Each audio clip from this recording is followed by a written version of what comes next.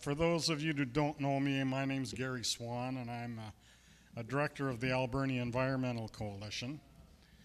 And we've been following the Raven coal and the prospect of Port Alberni becoming a coal port.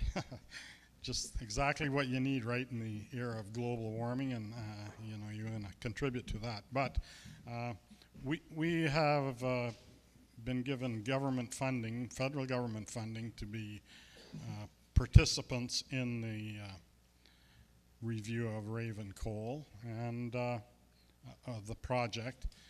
Our expectation, and John Topic's the CEO of the Raven project, said that they're going to have their studies done by the first quarter. So I think that means the end of March if they're still going to move ahead. So we're expecting something will be happening then. So everybody's been ramping up the people that are concerned about the projects are ramping up their activities, and this was one of the ones that we thought was an event that we could do to kind of highlight the thing. So I'm going to introduce the speakers, and we got Roberta Stevenson, who's with the BC Shellfish Association, and John Snyder there, who's Roberta Stevenson, I'm sorry, and John Snyder from Coalwatch, who will do their topics and stuff like that. But I'm doing the commercials, right? So the first commercial is that there will be a donation vase. It looks like it's a vase passed around. If you're able to contribute towards the cost of this event, we'd appreciate it. The reason that we talk about it, the Alberni Environmental Coalition has been around for 30 plus years, and for I think since about 1989 or sometime in the 90s, late 90s, we were given or we worked for, and with the efforts of Bob Skelly and Gerard Jansen, we were successful in getting funding from the gaming associations that were around. So, but this year we've had our funding severely cut. So we're in that kind of time of our life that decide whether we've got enough money to run through this year to decide whether we can continue on. So we really need financial support. Normally we were fine with doing what we were doing. So that's the first commercial. If you can afford something, we'd appreciate it. The second commercial is for a talk that I'm giving at this place this night, next week, 28th. I operate a market garden and sell at the farmers market, and I've given talks about organic gardening for, I don't know, quite a while now. Once a year, 15 times, 15 years or more, and we have a lot of people. This year we're doing a talk entitled Gardening for Life, the biodynamic way. So we're talking about biodynamic gardening, and we'd be more than happy to, if people are interested in gardening and gardening in a holistic fashion, it'll be a very interesting discussion here. So with that, we'll have the two speakers, and then we'll have question and answers, and we'll wrap up the evening sometime. So I'm going to invite Roberta Stevenson to represent the shellfish growers of British Columbia, of which there are some in this area too. Thank you.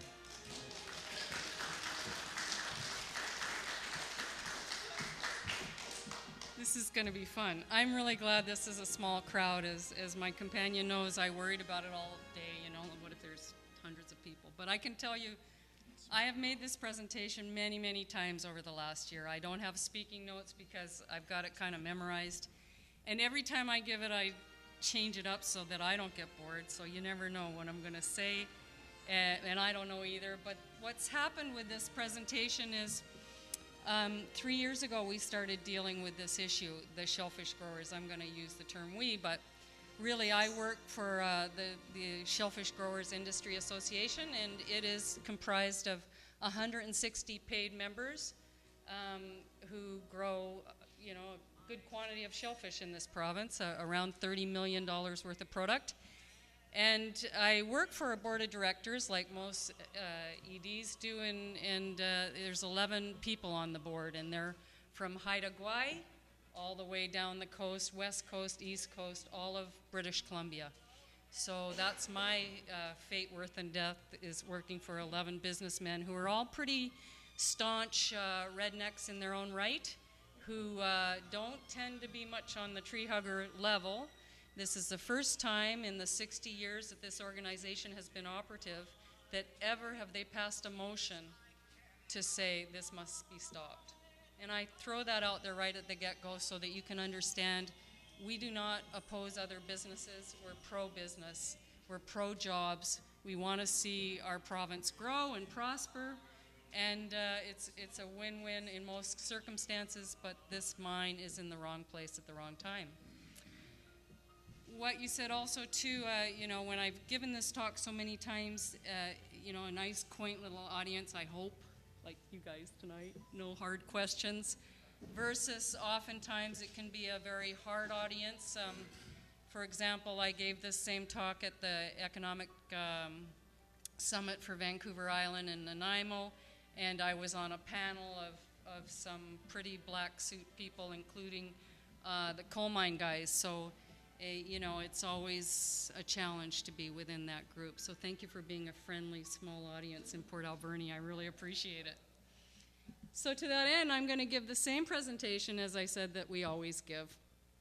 And we're very proud of what we do here in British Columbia. As I said, it's an industry that's been growing shellfish, certainly in the Bain Sound region for 100 years now. It's hard to believe, eh? It's certainly not in its infancy.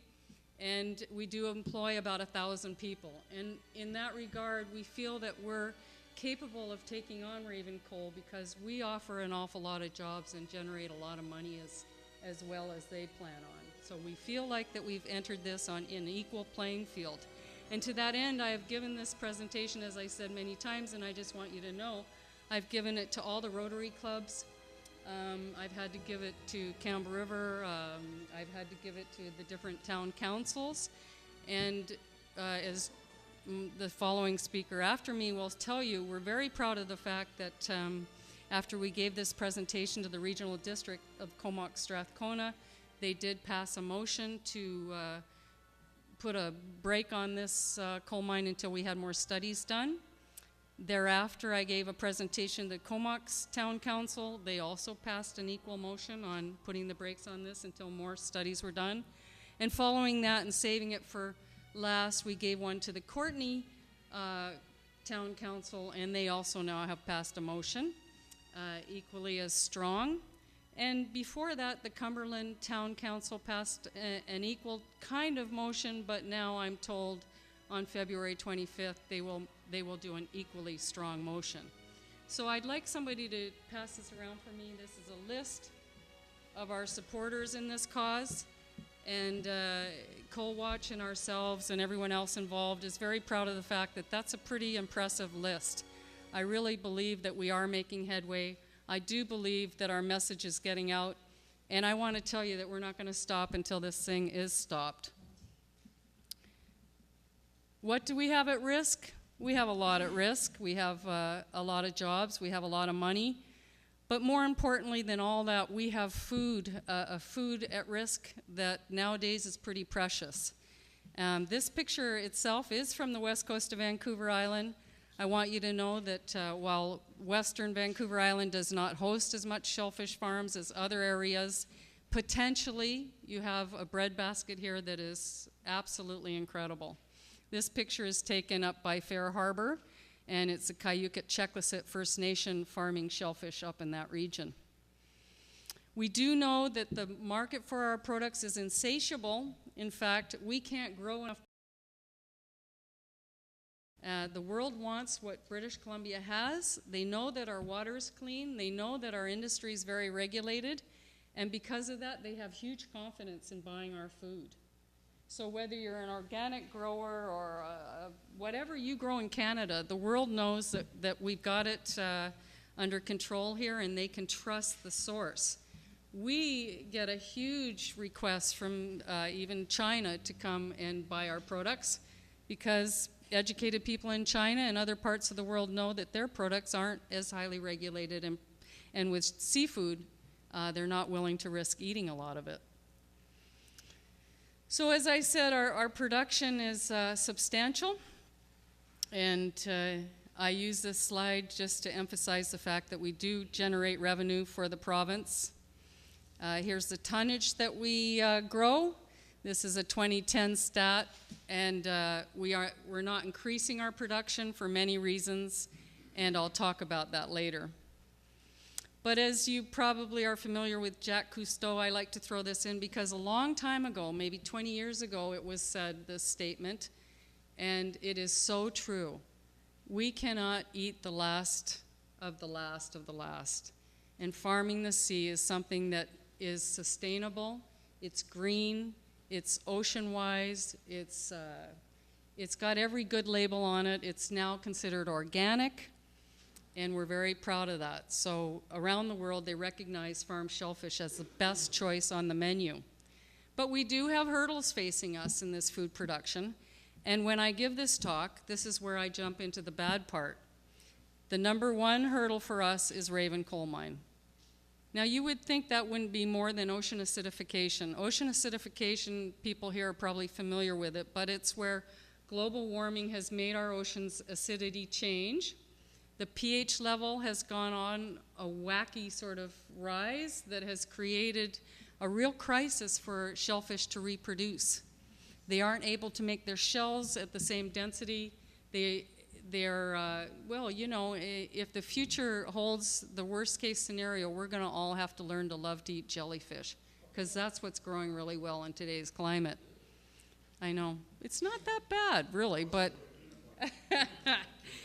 So that, follows through with that we're having a hard time finding seed to grow our animals anymore. We buy our seed from hatcheries in Washington State. They're having a hard time producing oyster seed right now. And we're a highly regulated industry, as everything in Canada is. We're regulated to death, and there's a tight margin there. I mean, you wonder why there's not more shellfish farming in your own back door, and I can tell you that doing business at the bottom of this inlet here is very expensive. The shellfish farms that do operate down Barkley Sound here spend an hour and a half transporting all their gear and their people and their, it's a really hard slog for making money. And that's why right now the majority of the industry is located right below where the Raven coal mine's going to go. Futuristically, we see it growing into other areas. But right now, it's Spain Sound region that is the closest access for labor, transport, processing, airport, and it's a hard thing to compete with. So if you want to make money, that's an area that's easier to do than way down the inlet. But Raven coal mine puts us at risk. It's only 5 kilometers from our beaches, and for us, the risk acceptance is 0. When we started conversing with the Raven guys, we asked for more testing. On our initial meetings 3 years ago, I told them that if they were that confident that they wouldn't put anyone out of business, surely they could put up a bond that would assure us of that we could draw on if our businesses were to be shut down, so that those families who lost their growing opportunities could draw on that money until such time as the water was clean again. Well, as you can imagine, that was unmet, as well as our requests for more thorough testing. So they have not met our demands, and we do consider ourselves this old cliche, which is canary in the coal mine. I know you hear it all the time, it gets kind of tiresome, but in reality, we are testing the water every single day. In order to sell our products for you to eat, we have to prove that they're clean. They're filter feeders, they're eating phytoplankton, and if the water isn't clean, they take those minerals into their systems and hold on to them, and they would become inedible. The Comox coal mine is shown clearly here on this map. The Comox coal mine, the Raven coal mine is shown clearly on the map here, and you can see the proximity, and I'm sure the following speaker will talk a little bit more about what's even beyond that. But here's our shellfish beds in the Bain Sound just below the coal mine. And you know, when I was coming here tonight, I was thinking how cool it is that you guys, we always say food, not coal, in my line of business. So I was happy tonight to see that it was fisheries, not coal, for Port Alberni. Because when I think about Port Alberni, you know, this whole talk is centered around Bain Sound. And when I was coming over here, I thought, what's Port Alberni got to lose? And I'm sure John will hit on this. It's true. Why should you worry about Bain Sound? You're over here in Port Alberni. You got this beautiful inlet. You got plenty to lose over here. And one of the big things that you got to lose is fisheries. I know the people in this region value that river. And I want to tell you, this thing goes through. I don't know, maybe you'll learn to like jellyfish too. So the Bain Sound region is the focus of this talk. We do grow an awful lot of products. We have mostly small family farms, and the world wants what we have. I've traveled all over the world selling our products, particularly in Europe, and they know that this is the food they want to eat. Our industry, as I said, operates here on the West Coast. This particular picture on the left side that I put in there, that's the Hupacasath First Nation, which you're familiar with. But primarily our products do come from Bain Sound. When people travel all over the world, another thing that they always come back noting is that they'll be, I don't know where, Florida or New York or something, they'll say, damn, Fanny Bay oysters were on that menu. People come up to me and say, you're from British Columbia? Do you live near Fanny Bay?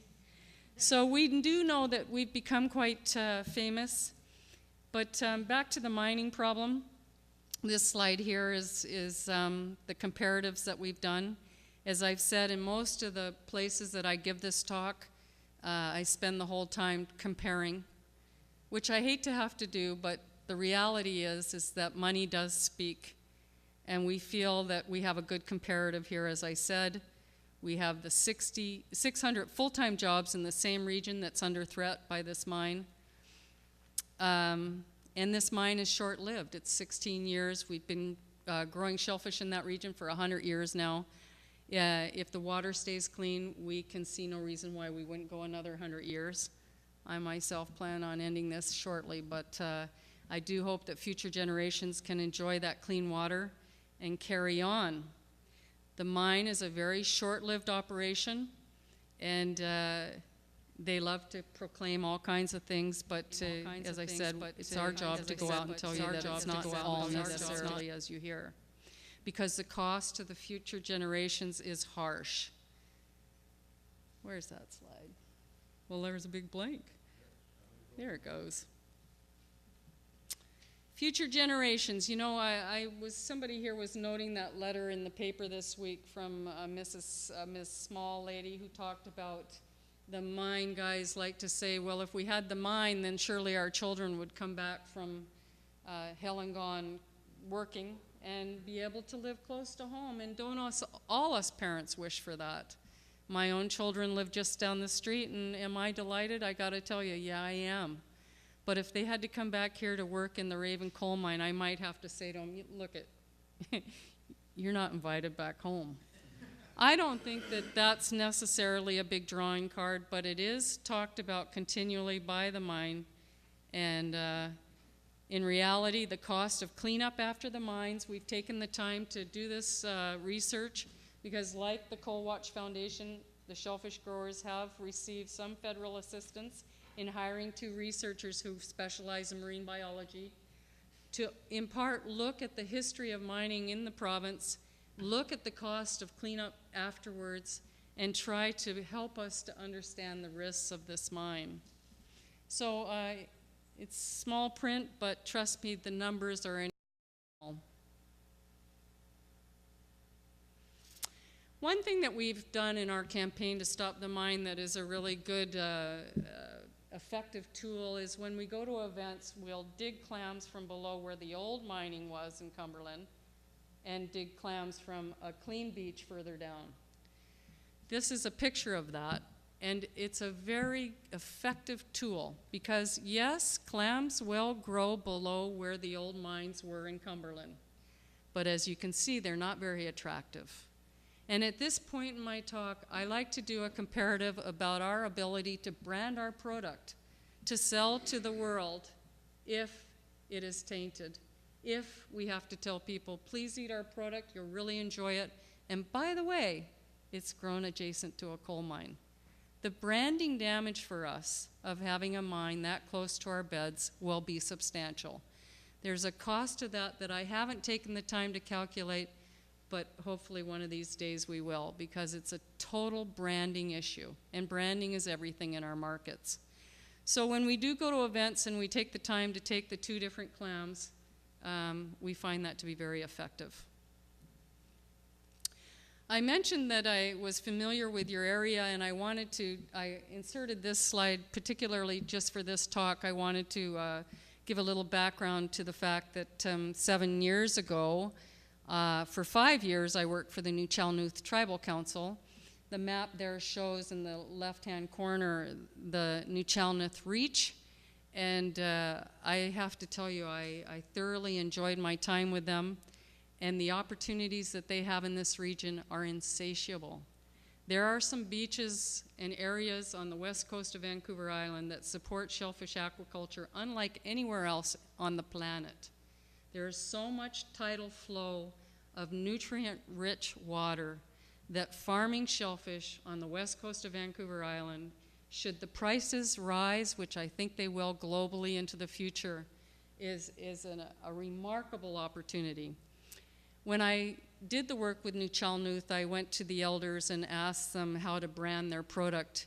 And one of the things that sticks dear and near to my heart was that the elders say that they always had a saying out here in Nuu-chah-nulth land, which is, when the tide is out, the table is set. Now, how cool is that?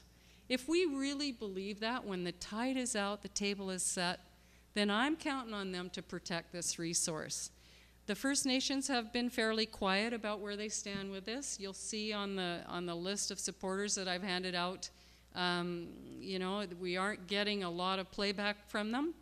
But I believe in my heart, and I will never speak for others, but I do believe that they are concerned, and I think we'll be hearing more from them in the upcoming months, because this land is very precious, and as I said, it has huge opportunity, and we don't want to put that at risk. What's going to happen when this Alberni inlet has to be dredged to be just a bit bigger to accommodate those ships? What's going to happen to that river at that time? I'll leave that to John Snyder to predict. But it ain't going to be pretty. So I do know the west coast of Vancouver Island quite well, but I also know how to party. Every year we have a shellfish party in the Comox Valley that the tickets, we sell 220 tickets, and we sell out in about 2.5 days in April for an event that we do in June. People come from all over the world to eat dinner with us, okay? You really need to trust me on this. What we have here is precious, and it's been proven over and over again. The tourism opportunities, the culinary opportunities, the branding opportunities, we feel confident that as the world becomes a more and more, unfortunately, contaminated place, there's fewer and fewer places that are clean enough to grow our products. And how precious is it that we can do that here? So the world wants what we have. We can't grow enough of it.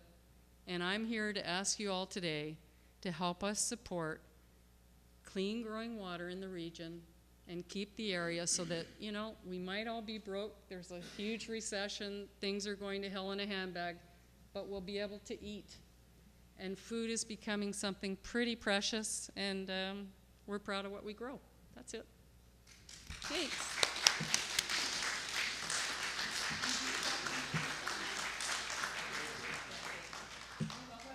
Oh, no. It's Maggie, what? I understand, and maybe you can clarify this for me, that one of the major limiting factors for shellfish aquaculture down the inlet and out on the west coast is the transportation to get for the labs, for the testing, which has to Okay, well, Shellfish 101 for just 1 minute. In the summertime when the water gets warm, we have a vibrio, which is an organism that grows quickly if it's heated up. The animals carry it, and if they're not transported within 4 hours to a certain cold temperature, they're not edible.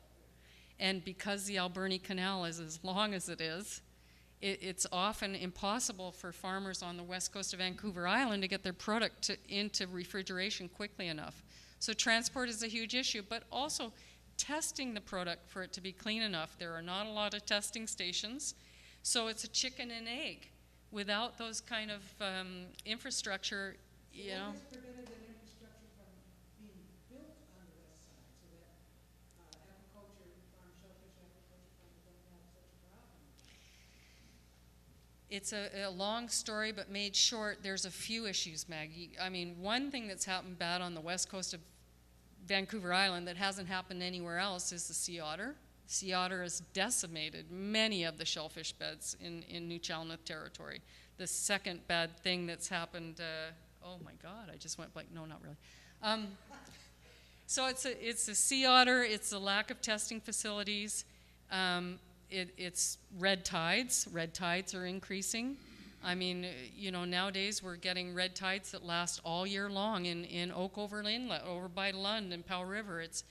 But primarily out here, it's the cost of doing business. It's the high fuel costs and the distance that the farmers have to run so that they can't come home every night. And I know with my working with the New Chalmouth people, the not coming home at night is very unpopular. So the staying out in camp thing makes it very costly. But as the demand for the product increases and the price goes up, which now it is, I believe that a lot of that will be dealt with. So there's a fair bit. That's right. It hasn't been between Hupacasath and Kula, Topa, and Koya, but there hasn't really been that infrastructure put in. That's a huge topic for another day. As you know, there's so many issues that make up that lack of capacity, but the opportunity remains. And I can tell you, when I went with the Nootka brand to Europe, the European populace, especially the Germans, are extremely aware of the culture that we have here with the New Chalmouth, with our Aboriginal people, and it's a huge selling point. I know we're not supposed to take questions, but I guess we will. I know. Apart from environment sustainability, what do you feel would be the best thing that provincial or federal government could provide to the aquaculture industry to ensure its growth? The best thing that the government could do would be to stop over-regulating us. We have 17 regulators to deal with. That makes it very onerous, and not to waste people's time, but shellfish farming is between a rock and a hard place. We're not fishermen and we're not farmers. And as you know, with the finfish issue arising in British Columbia, there was a court decision that suddenly we would belong to DFO rather than the provincial government. And that's like throwing out the baby with the bathwater, because now we're under the guise of Department of Fisheries and Ocean, which has historically damaged so many fisheries that now they're afraid to do anything, and we're dealing with a very old school populace. So part of my job is to go to Ottawa every couple months and lobby the federal government to acknowledge that we're farmers, not fishermen. So we're not a fishery, and that's created a stagnant growth in our industry as well, is politics. Roberta, next time you go to Ottawa to lobby, tell them that you want as much regulation as the mining industry. And then you'll be fine. Yeah, and not the catch-all. So anyhow, well, we're still getting questions. Yeah, I was hoping to wrap I guess that up we'll with questions. we'll Go say ahead. how we say is the Last last question. one. Last one. Yes, please. Last year I did was a research. The research opening last year, I believe Brown University built this research for Shellfish. Yes, that's right. And the MLA was on TV about that, and he said this is a great facility and everything else, and he doesn't want to see the shellfish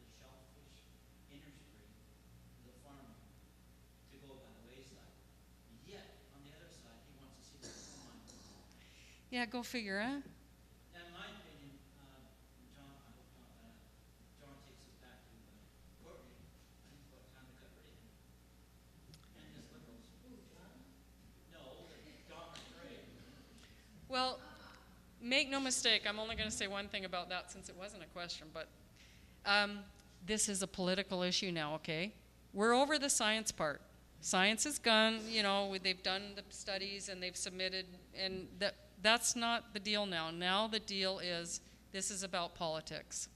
So as the May election comes, you'll see that people will start running their campaign, and it's your time as a voter to ask them for a stance on that. Now, Don McRae has not come out opposed nor in favor, but as May approaches, he will be squeezed to make an opinion one way or the other, so we'll make sure that happens. One of the things John Snyder drugged me out to, I had a couple glasses of wine, and next thing you know, we were promising a flotilla when the election happens. So now people are calling all the time saying, when's that flotilla going to happen? So make no mistake, we know how to do the media, and we know how to get attention, and we will be doing that when the election time comes to make sure that the party that talks the right talk has a better chance. Thank you.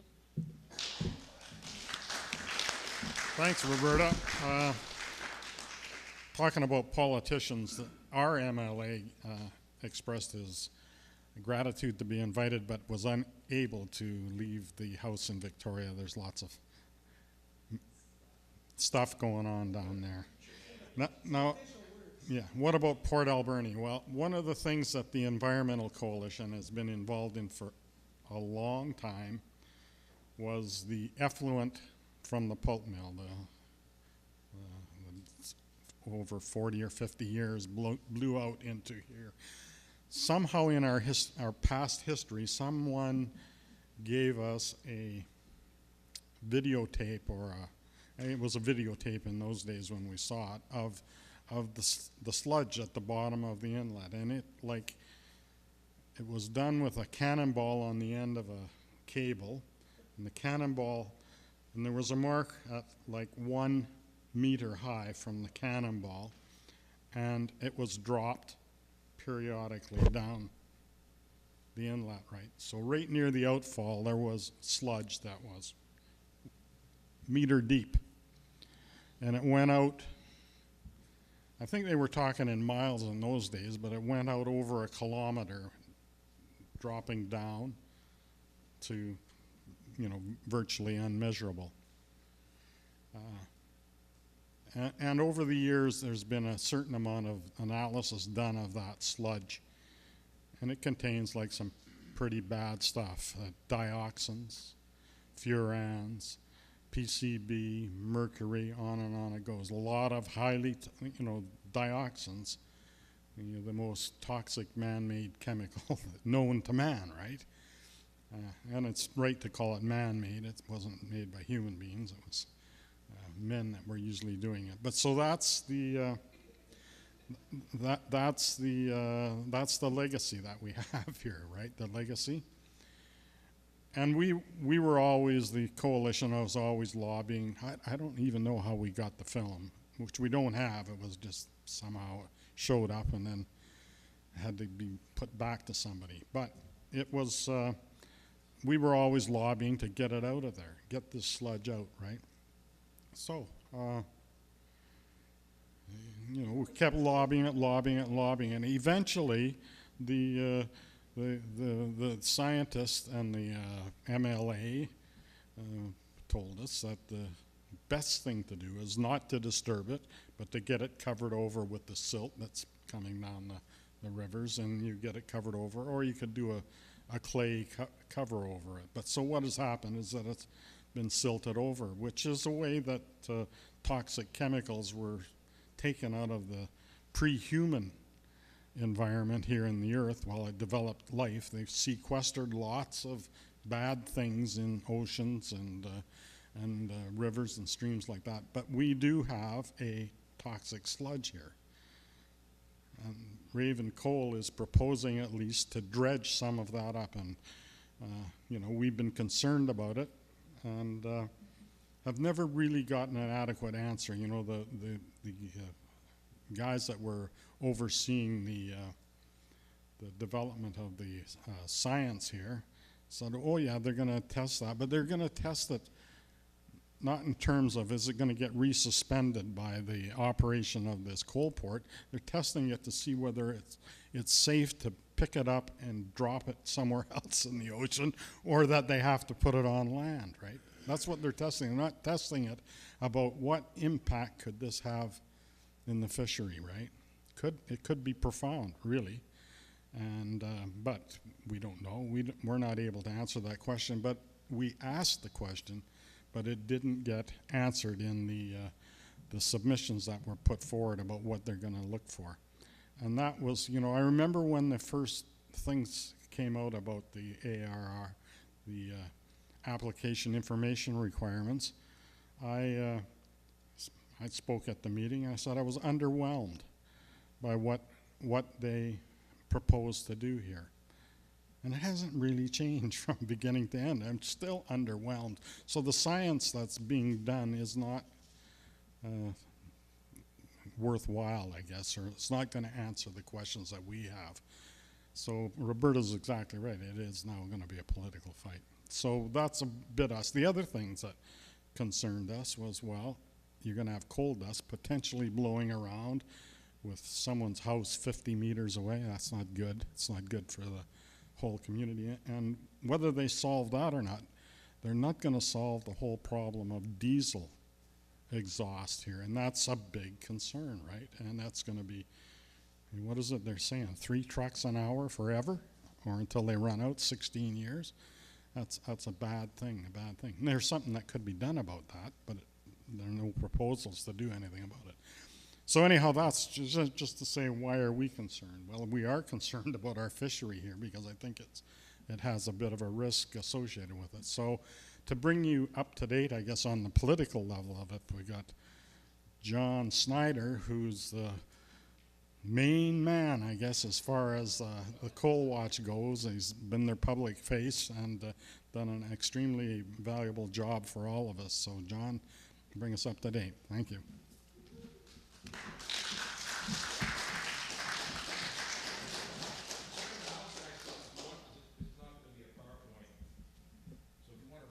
Lights up, somebody?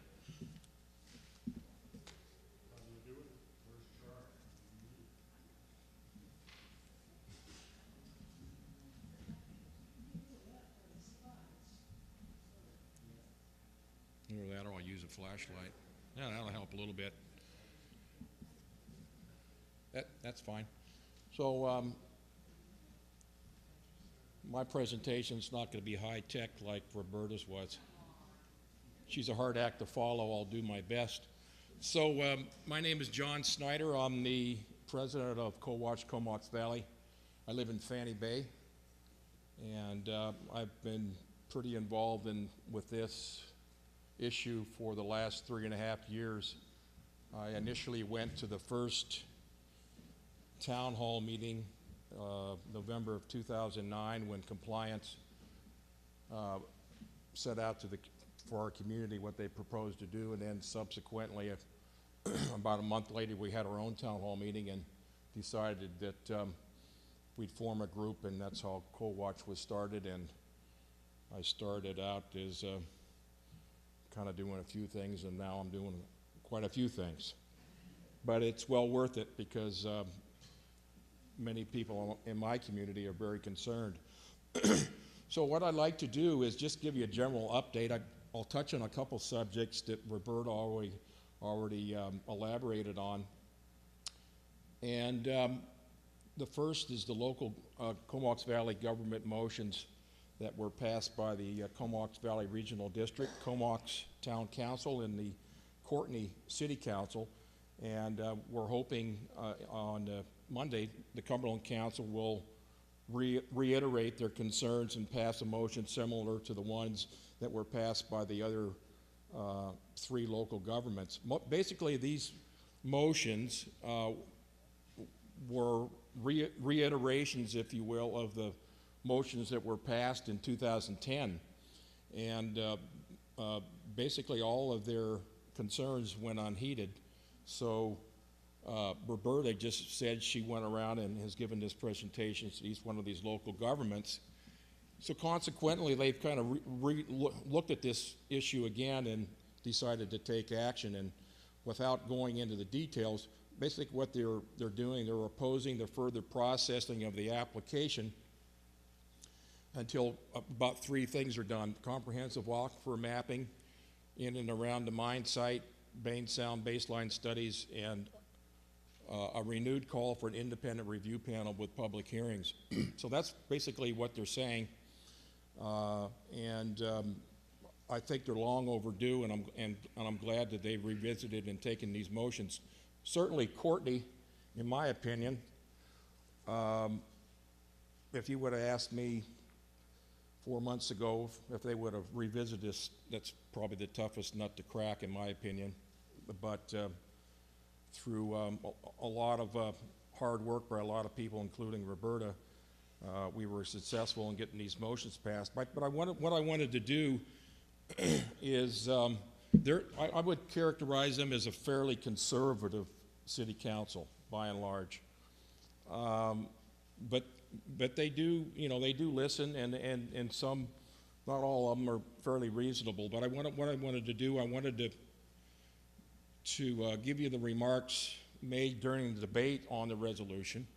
And I was sitting in the peanut gallery when all this was being said. And these are the remarks by Councillor John Ambler. So I just want you to listen to what he had to say during the debate. All this was quoted in the newspaper in the Comox Valley, but he was saying that there's a growing concern from everybody I talked to that the cost could be too high. When he was talking about if the coal mine were to come about.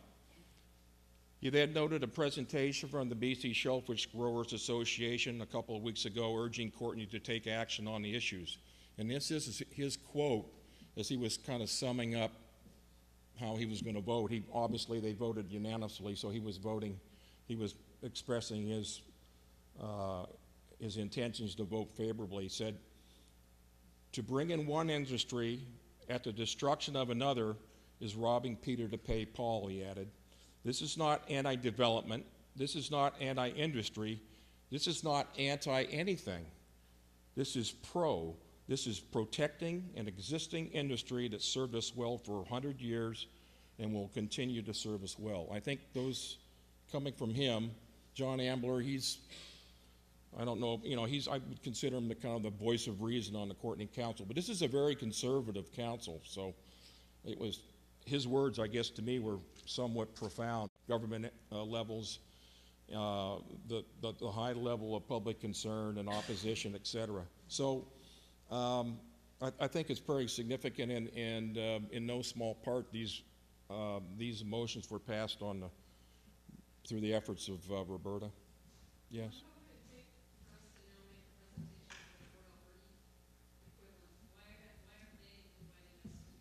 That's a great question. Perhaps you should. They wouldn't put you. Really? So I wonder now with this growing list of supporters, if we shouldn't re-hit on them to give us the same courtesy. I think that's a great idea. So a couple other things. So what I wanted to do, another couple things I just wanted to share with you, because a lot of this stuff is happening in our neck of the woods over there on our side of the hump. I don't know if a lot of this stuff filters over here or not. I know I try to send a lot of this stuff to your newspapers. Some of it gets printed, some of it don't. Some of you might be on our listservs, etc. So a significant development yesterday was that the Environmental Law Center issued a request to the VHA, to the health officer, to issue a drinking water hazard protection order from the proposed mine, the effects of the proposed mine on our drinking water. And this is, to me, this is a fairly significant development. And the Environmental Law Clinic has been working on this since last fall when I asked them to look into it. And I'm not going to go into the full, obviously I'm not going to go into the full details of what we're asking for, but basically it was a request that the drinking water officer issue a drinking water health hazard prevention order regarding the proposed Raven coal project pursuant to Section 25 of the Drinking Water Protection Act. So they did this on our behalf. We were the client, and so they sent a letter to Dr. Ans, who's the health officer, Mid-Island for the Vancouver Island Health Authority. So basically so this is like a 15-page request, and they set up the reasons why we're asking what we're asking for.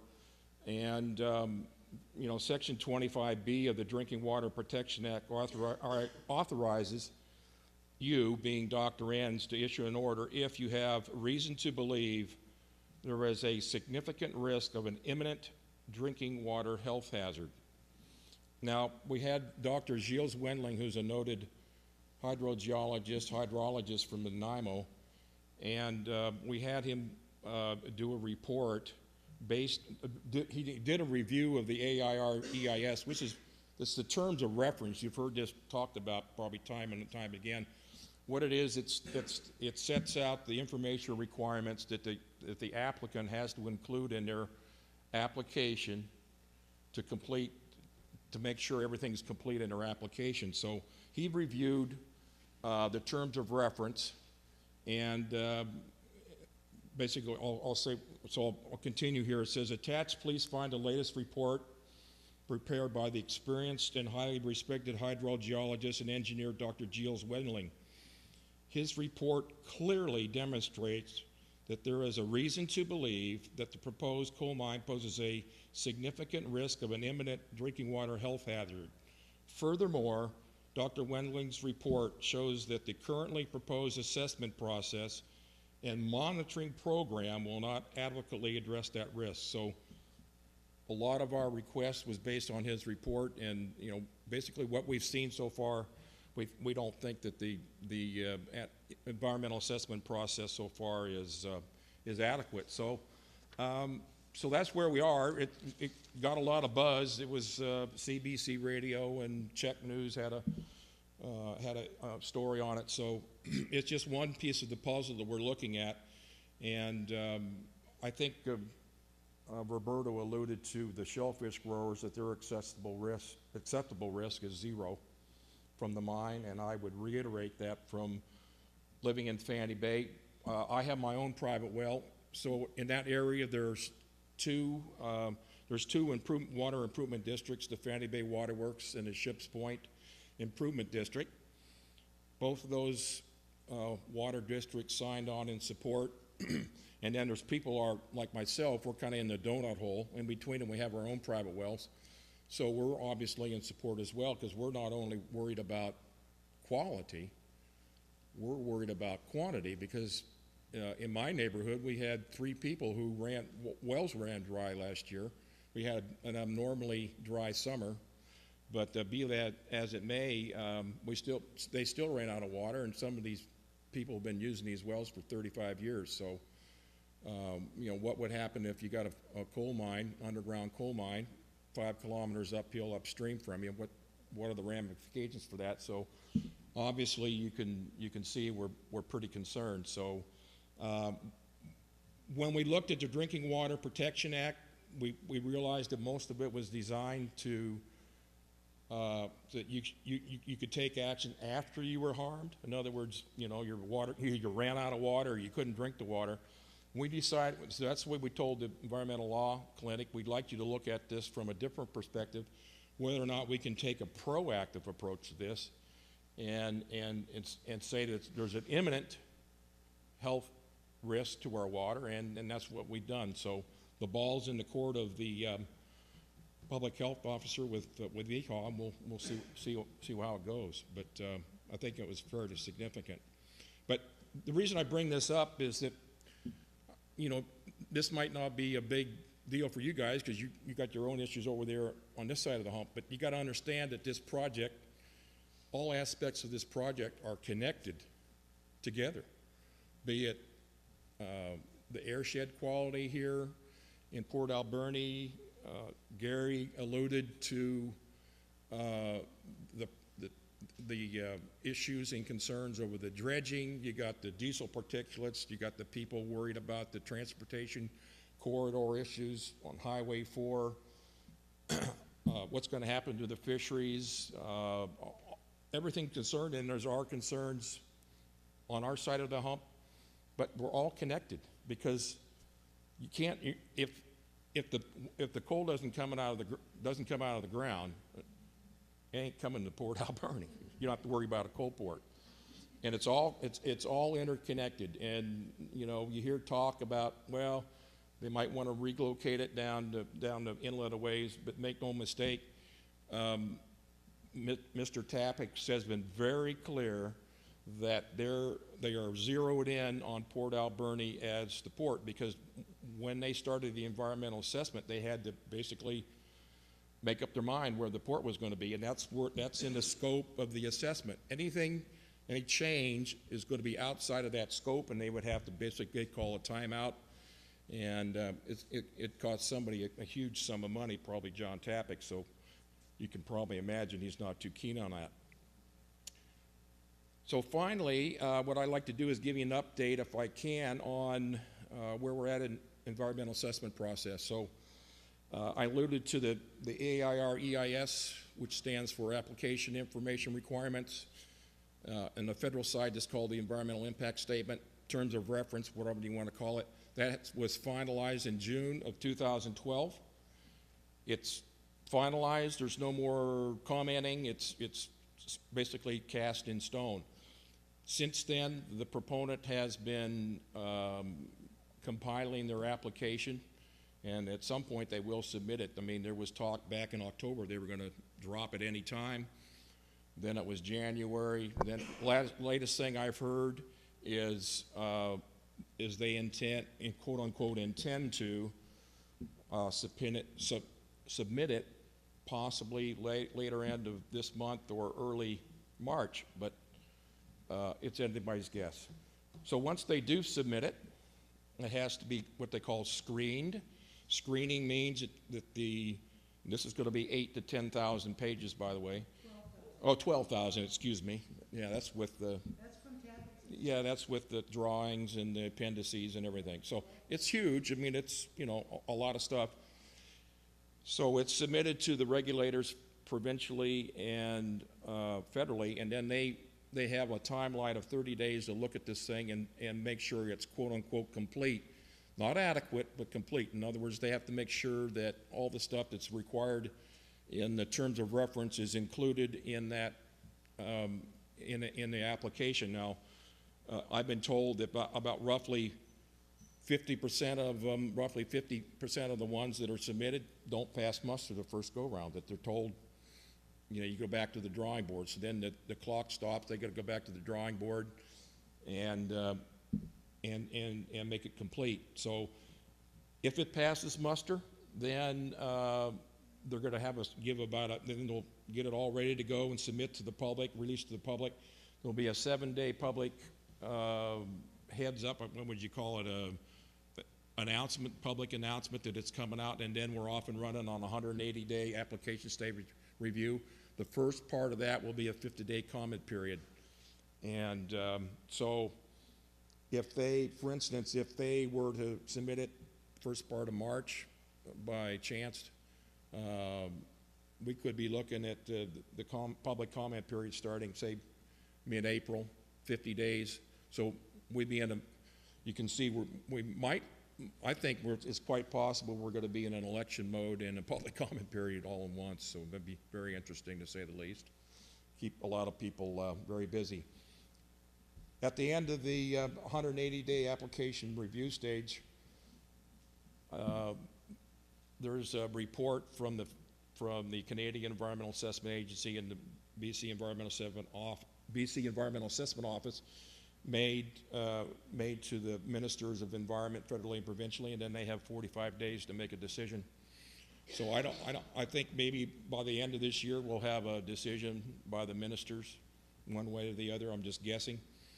But that's entirely possible, but it's all depends on when compliance actually submits their application and if it's complete or not. So I guess the final thoughts I would add is that the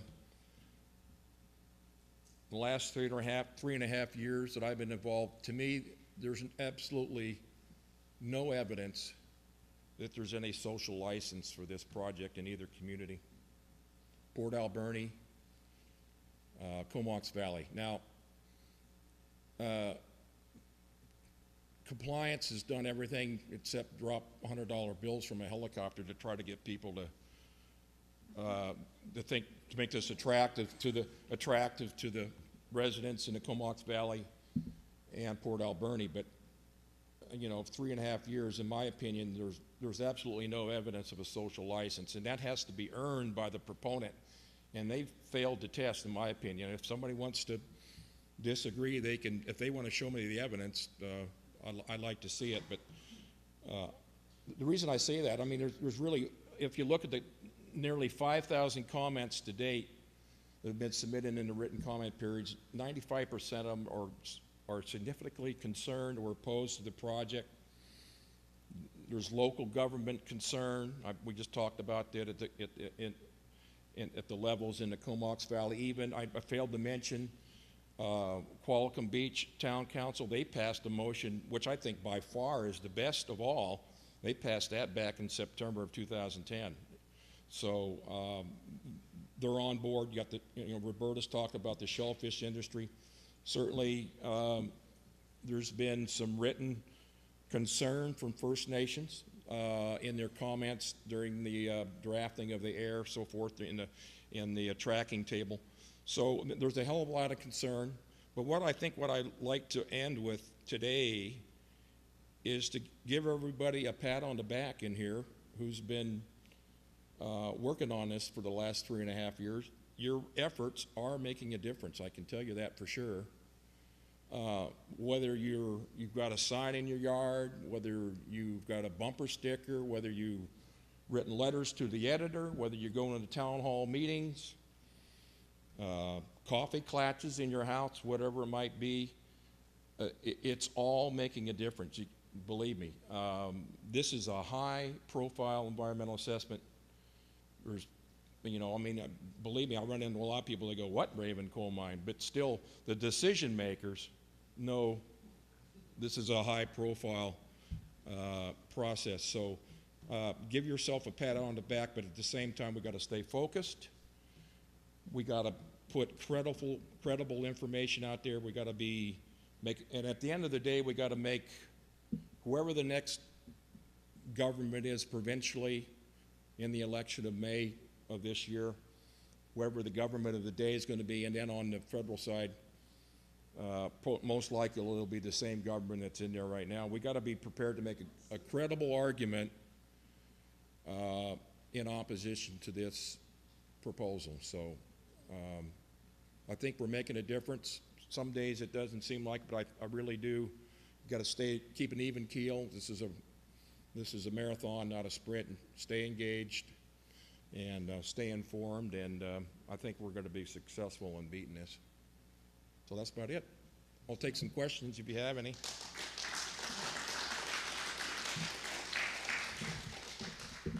So I entertain questions for both speakers. Bob, yeah. When coal was king in Courtney, how many people did it employ?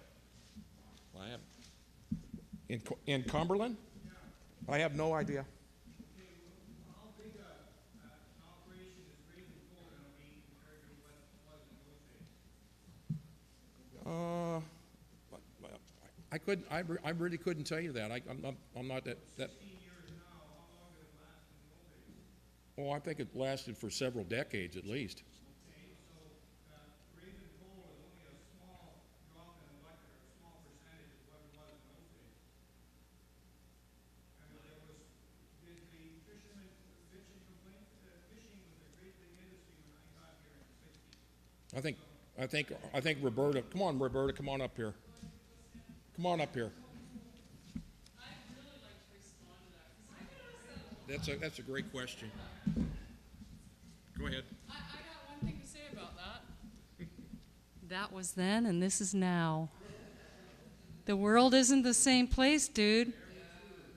The food we ate then and the shit we put up with then and the people that died in those mines then, they're not going to be doing it now because it's no longer a permissible practice.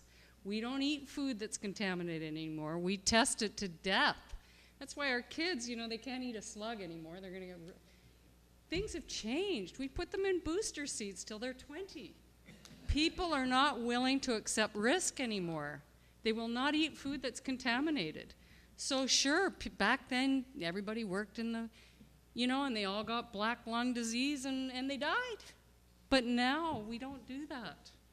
So that's my point. Thanks. I can't think of it. No, it's your turn.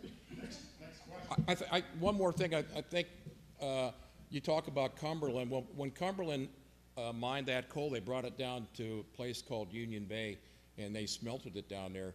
And there's what they call the waste coal piles right there right now.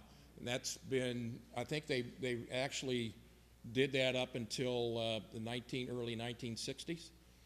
And they're still to this day trying to figure out how they're going to remediate that.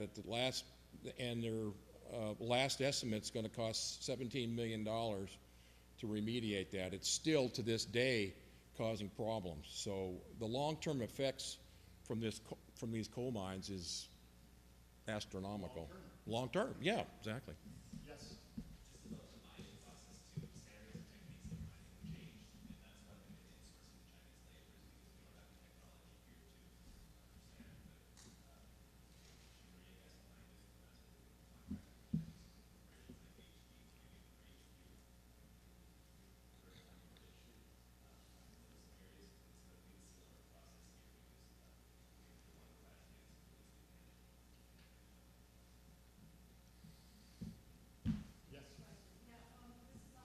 against the Okay.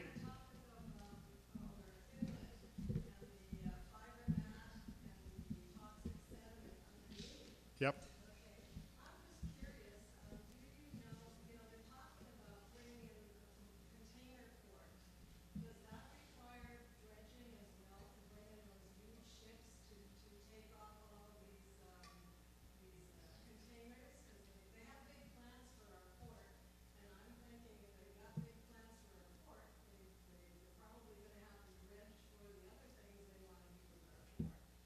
Yeah, I haven't followed that closely enough to speak knowledgeable about it. You should ask the Port Authority about that, right? Environmental code? Well, there's some members here. We could consider it, right? Yeah.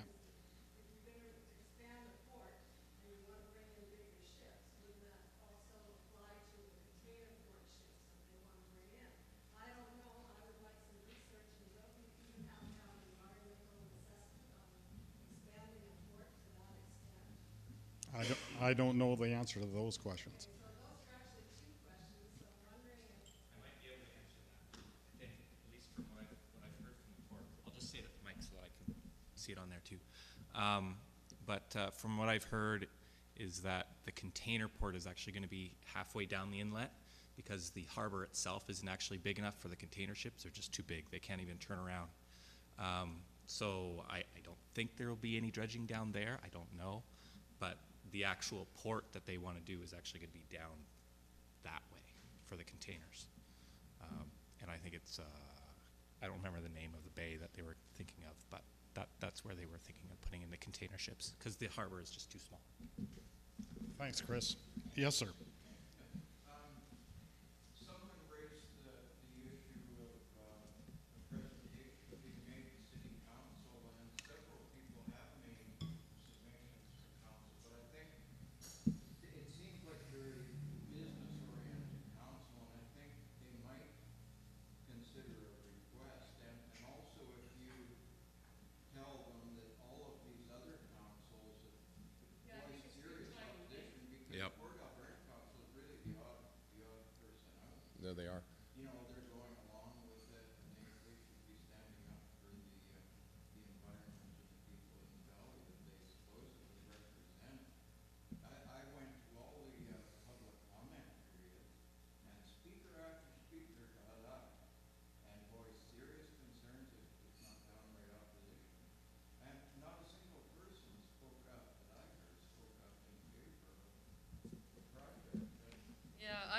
we will make more of an effort this week, once again, to try and approach the council to get that opportunity, because I think like you say, it's timely. Everyone else has done it, so it will make them look, we'll make sure to get some media if they don't do it.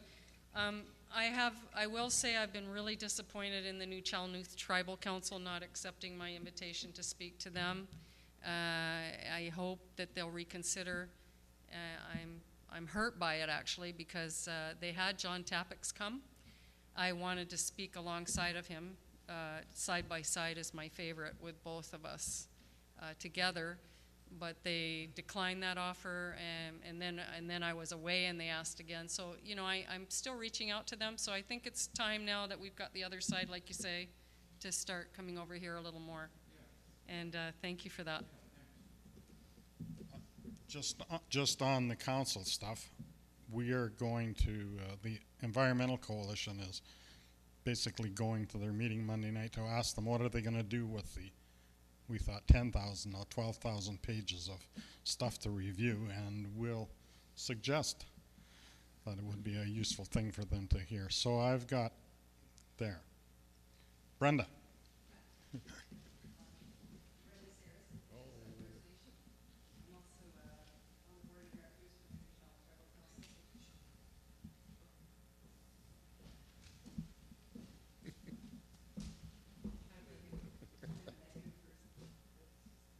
Council. Hi, Brenda.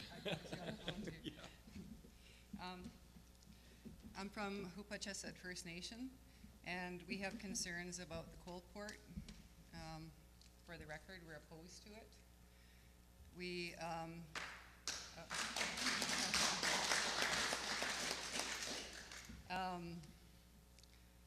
so originally, the way that I suggested at the board of directors table is that, well, it's a long story. I won't go into the details. But a few weeks ago, we did have a forum with Shellfish First Nation and Hupacasath. And the way we organized it was that John Tapix and his crew would do their presentation. And then they would leave the room. And we had our experts there. We had 4 experts there representing Hupacasath and Shellfish. And we addressed our questions directly to them. As far as the New Channel Tribal Council goes, there's difference of opinions on the port. So what Shellfish and Hupacasath have decided is that because it's our traditional territory, that we would pursue on our own and just do the best that we could to oppose the port. So we were supposed to be doing a media release this week, but we haven't gone there yet. It's quite busy with the council, but we do have one mapped out. So I can't speak for the rest of the New Channel Tribal Council, but I know the meeting that you were referring to, and I was quite disappointed myself. I didn't know that you had offered to speak at that same meeting, but that's the way that we saw it playing out, was that John Tapix would say his part and the experts would respond, but that's not the way it turned out, and I didn't have a say in that, how that unfolded. So I just wanted to give you that update, where we stood, yeah.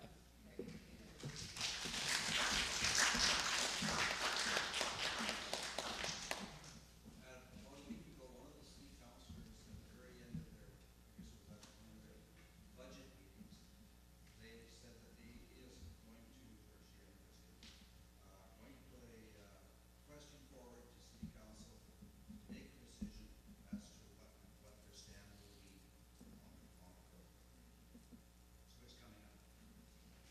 I don't know when it's going to be. Good. Maybe Monday. Yeah, one thing I'd like to mention too before I forget is that I think there's you might see these little flyers around here somewhere. This is between Coalwatch, the Comox Valley Water Watch Coalition, and Sierra Club Comox Valley. We put together a new website, which is a database collector. In other words, when you sign, if you go to the website, ravenmineaction.ca, you can look at what we're all about, some of the issues on the mine, and then if you want to put in your information, that's put on a database, so we can contact you directly. You're only going to get an email when we're going to need you to do something, like an action alert. So if you would consider looking at the website, I'd appreciate it. If you want to put your information in there to join up. I think right now we got 450 people on there. We've been up and running for a couple weeks, so that's what that's all about. I'd appreciate it. So, any other questions? Yes, sir. Comment and a question. I work with, it's now called Ministry of Forest, Lands and Natural Resources. Yeah. Operations, used to be forest. And I'm curious as to what the mines ministry does for environmental inspections. In my own job capacity, I got hired as under forestry, and now we do everything. We call ourselves the Ministry of Everything. So a couple of years ago, they gave us a mining 101 course. Yeah. 2 days, and we were supposed to help out with these guys. I gathered the impression that the majority of their inspection is a safety inspection of the mine, and not much in the way of environmental inspections. We were looking at tailings ponds in Quinson, and the company is responsible to have their own testing equipment in those ponds, and then submit that information electronically to, I don't know if it's Nanaimo or Victoria. Right. And then if something happens and there's a release there, they're supposed to.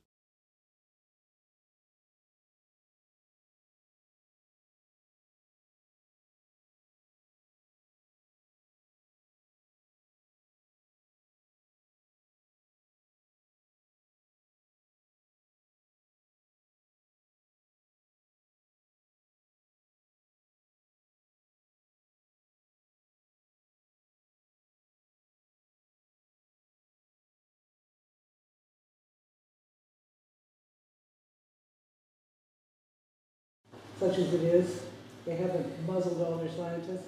But when I worked for Environment Canada, I did the compliance reports for about 8 years worth of compliance reports, and saw all the mines, all the environmental inspectors that went out all over the province to the mines and to the, all the, logging industry, to every place. And they do sort of a random, they show up unexpectedly, theoretically, and do their inspection, and then they write their reports. And you can get the annual inspection reports from Environment Canada. They're still doing it, but they were not until a few years ago. But I know on Quincy, speak about Quincy, they got a high levels of arsenic which are leaching into the surrounding lakes. So from what you're telling me, it kind of sounds like the fox guarding the hen house here. And it's the flavor of the day in the provincial government. They call it professional accountability. I know from a forestry standpoint, we've gone from 7 inspectors to 3, but our mandate is tripled. And so they actually are supposed to self-report when they commit a contravention. Yeah, I think the auditor general came out with a report on that. It was very critical. He wasn't talking about the process. He was talking about after they received their permits, the so-called monitoring. When a mine gets approved, it might have like 100, 200 conditions on it. You need to do this. The problem with that is that from the public might think, okay, well, we're going to be protected. We're going to be monitor this stuff. But in all reality, a lot of that stuff is never done. I saw it, I think, in question period a couple days ago at the legislature. They were talking about somewhere where it's just abominable what the reporting and stuff like that. They're doing more with less. So I think it is a huge concern, and we're going to bring it up as we go forward. We're going to bring it up. Are there any further questions? Down here, further questions? Just regarding I don't know if it's private lands with the Chinese Investment Corporation placing a bid into timberlands. If that goes through and either FIPPA or the Trans-Pacific Partnership go into play, how does that affect the ability for local governments to propose the development? Good question. Maybe Brenda would like to for one thing, before Brenda comes out here, I want to really give her a lot of credit for stepping forward on this FIPPA thing. I think they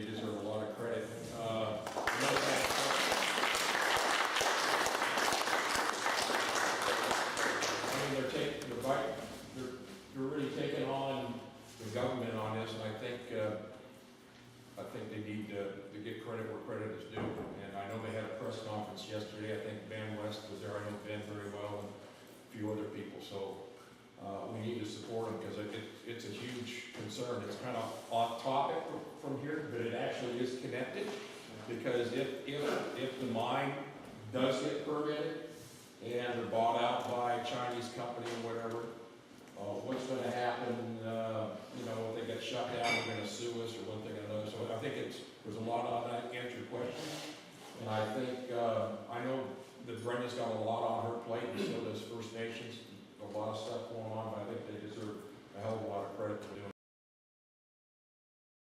Question, my time in regional government, near the end of my terms there, the provincial government took away the rights of regional districts and municipalities to zone activities on forest land. So there is no local thing you can do. I mean, it's like the Cherry Creek area, they're going to log right in their watershed. And you can't do, the local government has no real ability to do anything about it. Is there any further questions? Brenda, did you want to say a couple words? Sure. You don't mind? No, go ahead. Go ahead. Come on. We got the room paid for, you might as well go for it. Get our recording. Just an answer to your question. We've been working really hard on fighting the Canada-China FIPPA. It's a very complex trade agreement that will have implications on First Nations and Canadian citizens alike for a lot of reasons. The agreement gives the China state-owned corporations a lot of power within Canada. So should they buy island timberlands, the way that we see it, is that if they were to come in and there's talk about them logging one of our sacred sites, I won't name where it is, but if they bought 12 or 13% of island timberlands, and we as First Nations opposed logging of that sacred site, then they could sue Canada for the loss of anticipated profits. That's how serious this agreement is, and this is something I stressed in the press conference yesterday because there's still a lot of Canadians that don't understand the full implications, and the reason why they don't understand the full implications is because this treaty was made in secret.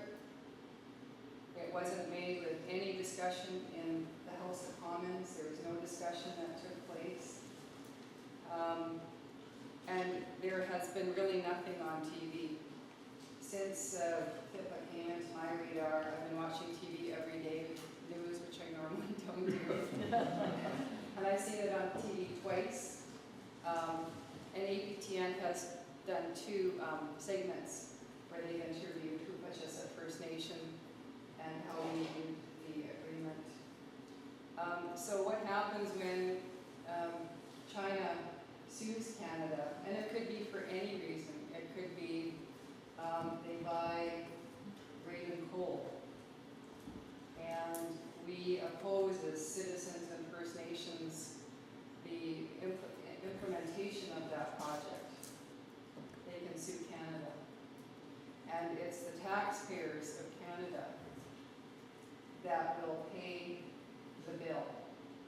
Now, the other thing that people don't understand, or not everybody, but it hasn't been widely talked about, is this is the second biggest trade deal since NAFTA.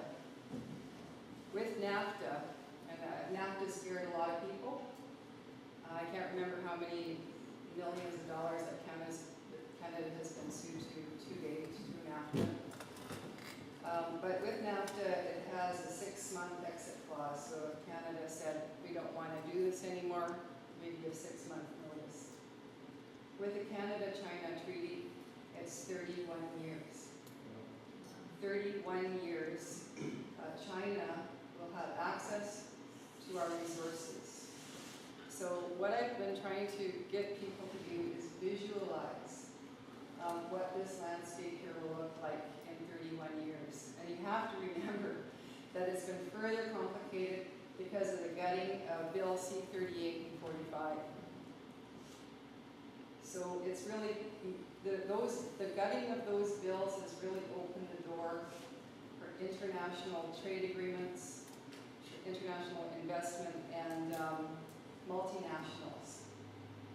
Oil tar sands, as you know, that the Chinese-owned corporation bought Exxon. That's another example.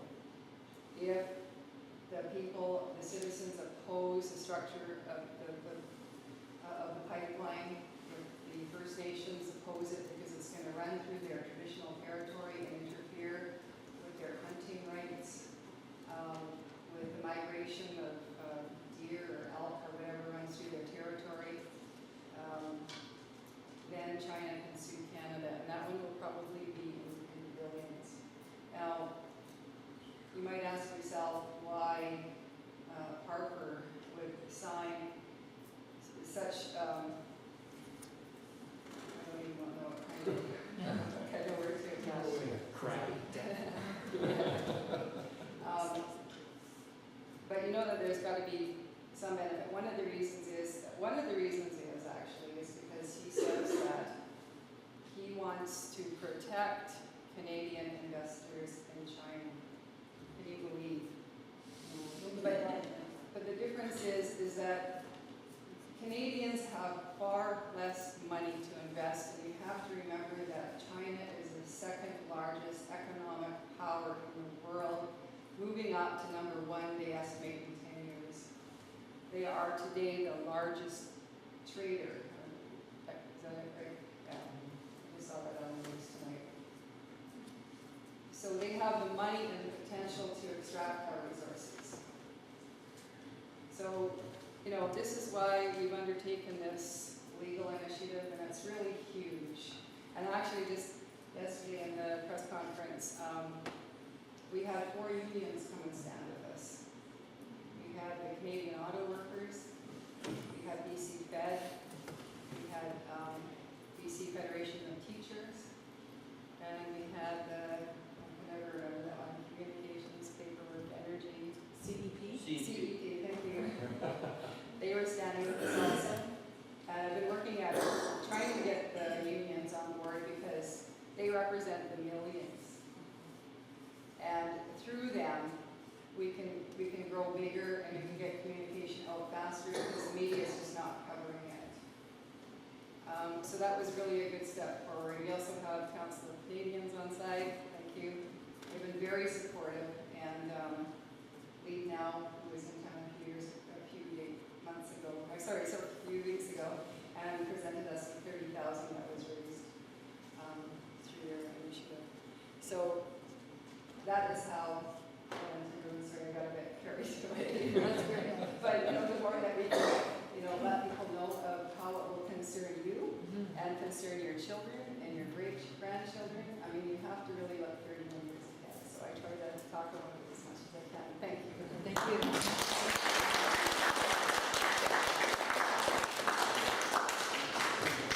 So I actually just got an email from Lee now today asking me to honor my pledge for $200, so you've convinced me on my credit card.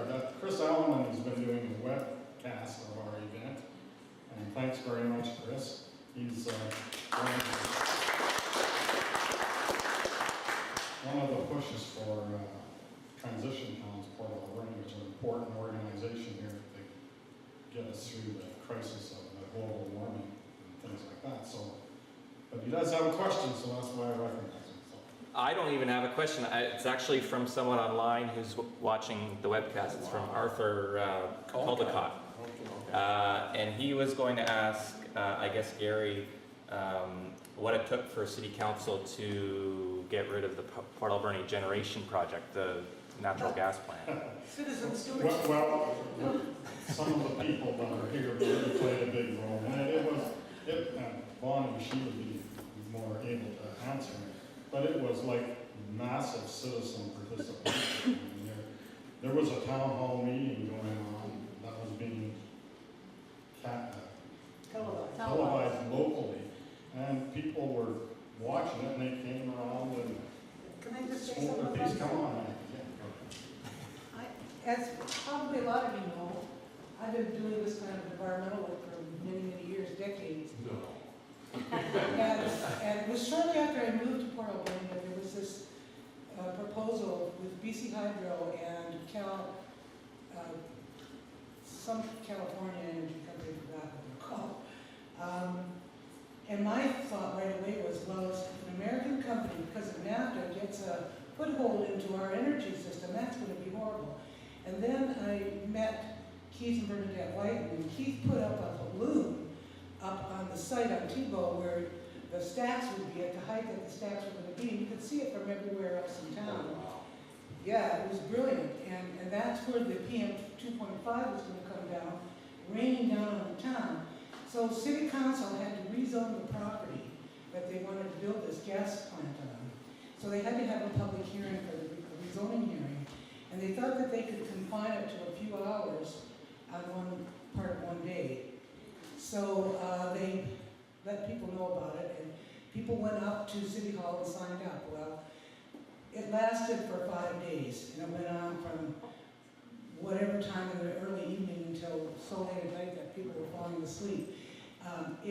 In my experience, it was the most incredibly moving public expression. There were doctors and nurses and people getting up who I'm sure never spoke at a public event, particularly to do with the environment, ever.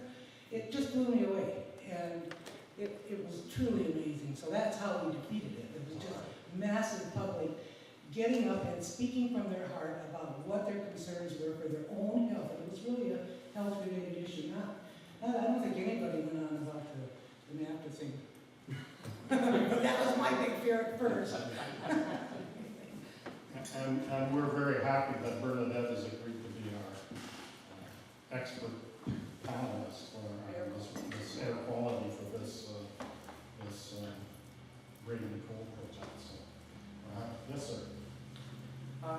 More or less just a quick comment, and that is one of the things that makes me hopeful about the time that we're in is that, well, as we know, the suppression of truth is coming up off the edges of the internet, and one of the big interests of mine has been alternative energy sources, and I am hopeful that that big oil and coal is going to go the way of the dodo bird, because this suppression, just like the truth is coming out about so many issues, these new technologies, they just had a forum over in Holland in the fall. There is a half dozen new technologies, new cold fusion technologies, all the suppressed Tesla technology. These things are so close now. They're into testing, and they're so close to coming forward within the next 1 or 2 years. When these things finally break, nobody's going to want to go near these old technologies. So that's what I'm hoping is going to happen also in our favor. Thank you. Thank you. Any more questions? Well, I'm just going to call. Yeah, I'd like to speak. Yeah, kind of just a couple of comments here in regard to what John said, and also our first speaker about the cost in various mines, especially Britannia Beach. That was, I think, 33 million, wasn't it? Yeah. 33 million.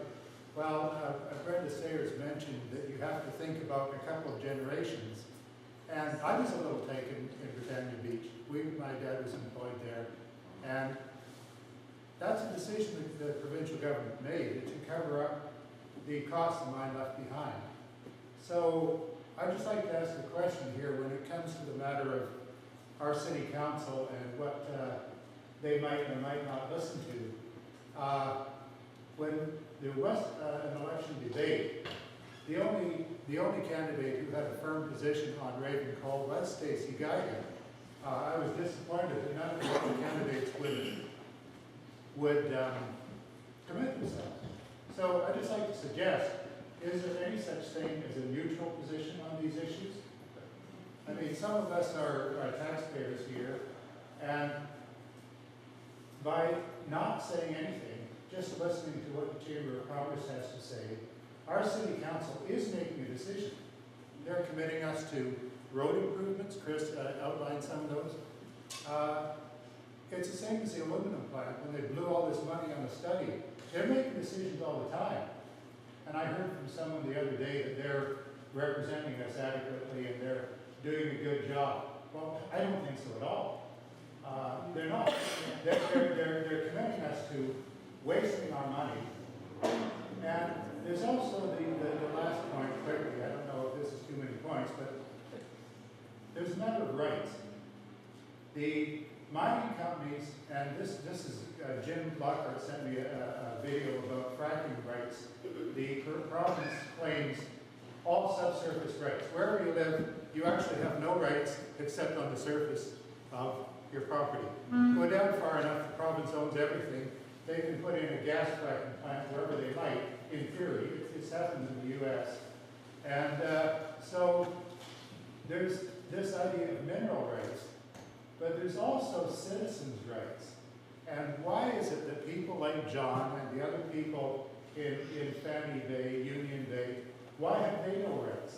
Why do they have to spend all their time and energy just appealing to protect their own business? Which is, it's a wash anyway. It's just, you know, if they have a few jobs from a coal mine and you wipe out a shellfish industry, that's a wash as far as the net economic benefit. So, I just, to summarize, I'd like to put this forward again. There's no such thing as a neutral position on this. And I think we should put a fire, not just under people who are running for provincial election, but everybody is in a position of authority to take a position on this, because they're committing themselves and they're also committing us and also our money one way or the other. There's no passive neutral position. Okay? And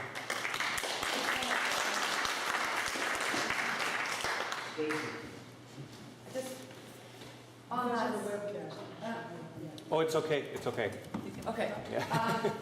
I have it all. So. I think it's important for me, now that you've mentioned that, Colin, that I've submitted a letter to council, Mayor and Council this week, and I've asked them, I've updated them on some of the motions that have been passed from some of the other communities in the Comox Valley, and I've asked them if they would themselves join and participate in this process by passing the same motion, asking for aquifer mapping and for an environmental review panel with public hearings.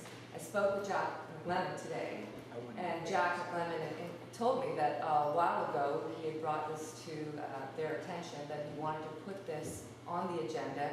It just so happens to be that it's this coming Monday. So my letter, his agenda in doing that, and then the environmental, you guys are going to be doing your presentation too. So I think this coming Monday with City Council could be a big day for us, I'm hoping. So. I'm a farmer. I got to plant lettuce and spinach tomorrow. I'm tired. So are you tired, or do you have more questions? So thank you so much for everybody participating.